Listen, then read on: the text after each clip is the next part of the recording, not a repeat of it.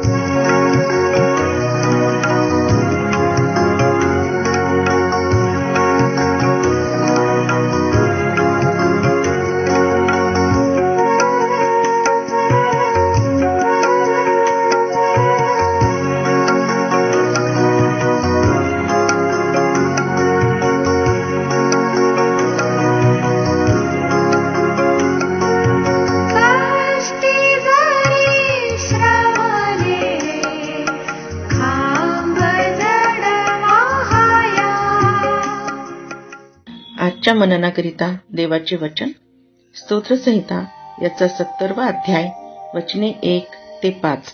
स्तोत्रसंहिता 70 1 ते 5 ही वचने।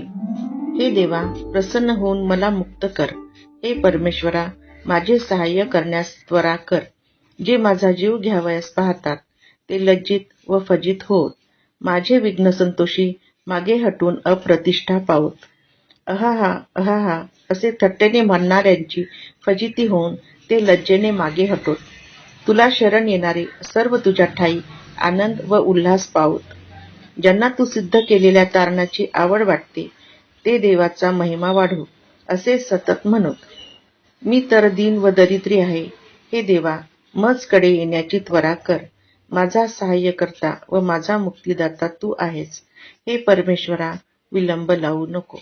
प्रभू परमेश्वर या वाचलेल्या वचनाद्वारे आपला आजचा दिवस आशीर्वादित करो। सर्वांना प्रभू येशूच्या प्रिय आणि गोड नावामध्ये सलाम। जो शास्त्र भाग या ठिकाणी आपण वाचला स्तोत्र 70 त्याची वचने 1 ते 5 यापर्यंत।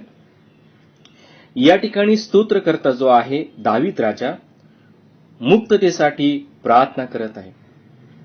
ज्या कठीण प्रसंगामध्ये तो आहे, ज्या समस्येमध्ये तो आहे, ज्या अडचणीमध्ये तो आहे, त्याला ठाऊक आहे की देवाशिवाय मला या कठीण प्रसंगातून कोणीही बाहेर काढू शकत नाही।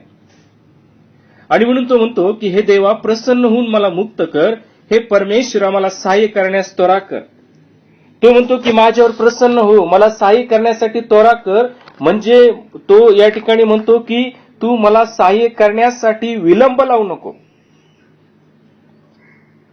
प्रियांनो, ज्या वेळेस अनेक असे संकट आमच्यावरती ओढावले जातात, आम्ही देखील देवाला काय करत आहे? प्रार्थना करतो, धावा करतो आणि परमेश्वर जो आहे तो आमची प्रार्थना ऐकतो. जर आमचं आणि त्याचं नातं चांगलं आहे, व्यवस्थित आहे, आम्ही देवावर प्रेम करतो, प्रीती करतो, त्याच्या आज्ञा मानतो, त्याच्या मार्गामध्ये चालतो, उठता बसता त्याच्या वचनाचं रात्र आणि दिवस आम्ही चिंतन आणि मनन करतो, तर तो परमेश्वर निश्चित आम्हाला सहाय्य केल्याशिवाय राहत नाही. कारण ज्यावेळेस आम्ही या कठीण प्रसंगामध्ये देवाला हाक मारतो, त्यावेळेस देव आमची आरोळी, आमचं रडणं, आमचा आक्रोश तो पाहतो आणि तो आम्हाला त्या परिस्थितीतून बाहेर काढतो. आज आमच्यासाठी प्रभू येशू ख्रिस्त जो आहे सदैव उभा आहे. तो आमची विनंती ऐकण्यासाठी तयार आहे. आज जगामध्ये अनेक पुष्कळ लोक आहेत की ते कठीण प्रसंगामध्ये आहेत, तारणा वाचून ते वंचित आहेत, नाशाच्या दलदलीमध्ये ते गुंतलेले आहेत. आणि ज्या वेळेस ते लोक देवाचा धावा करतात, प्रियांनो, सर्व लोक जे आहेत ते तारणाकडे आणि वचनाकडे वळतात. आज या वचनावरून आम्हाला देखील परमेश्वर जो आहे तो प्रेरित करत आहे की मला हाक मार म्हणजे मी उत्तर देईल. आज परमेश्वर जो आहे तो आम्हाला उत्तर देण्यासाठी तयार आहे. काय आम्ही मनुष्यावर भरोसा ठेवण्यापेक्षा परमेश्वराला शरण जाण्यासाठी तयार आहोत का? अधिपतीवर भरोसा ठेवण्यापेक्षा परमेश्वराला शरण जाण्यासाठी आम्ही तयार आहोत का? हा आमच्या समोर प्रश्न आहे. जर आम्ही खऱ्या अंतःकरणानं त्याच्या पायापाशी चरणाजवळ जाऊ तर निश्चित तो आम्हाला या परिस्थितीतून बाहेर काढल्याशिवाय राहणार नाही. देवबाप या वचनाच्याद्वारे आपणा सर्वांस आशीर्वाद देव. या आपण प्रार्थना करूया. प्रिय प्रभू, आम्ही धन्यवाद देतो की तू आमची प्रार्थना आणि विनंती ऐकलेली आहेस. देवबापा, तू आम्हाला सर्व परिस्थितीतून बाहेर काढलेला आहेस.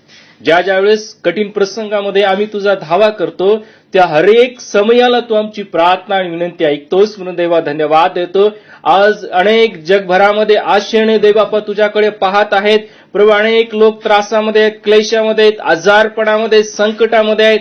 प्रभू, त्यांना तुझ्याशिवाय कोणी बाहेर काढू शकत नाही आणि म्हणून तू एक मात्र जिवंत देव आहे हे लोकांना कळावं यासाठी देवा आम्ही तुझ्याजवळ प्रार्थना करतो. आणि जे तुझी आज धरून बसलेले आहेत अशा प्रत्येकाला देवबापा आज या वचनाच्याद्वारे प्रभू देवबापा तू साई आणि मार्गदर्शन कर आणि देवबापा त्यांनी तुझ्यावर विश्वास ठेवावा असं देवा तुझ्या दयेने आणि कृपेनं कर. धन्यवाद देतो आणि येशूच्या नावामध्ये ही लहानशी विनंती करतो म्हणून तो आहे. आमेन. प्रभूला सांगाया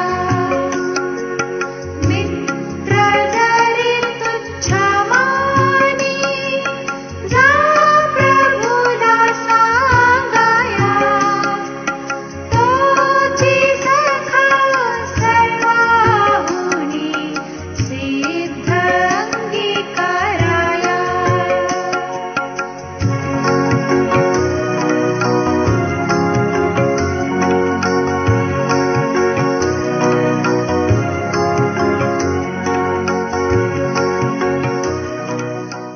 माझ्या दुःखात माझे सांत्वन हे आहे की तुझे वचन मला नवजीवन देते. आमचा टोल फ्री नंबर 1800-2700-333. आम्ही आपणासाठी या नंबरवर प्रार्थना करण्यास उपलब्ध आहोत. धन्यवाद.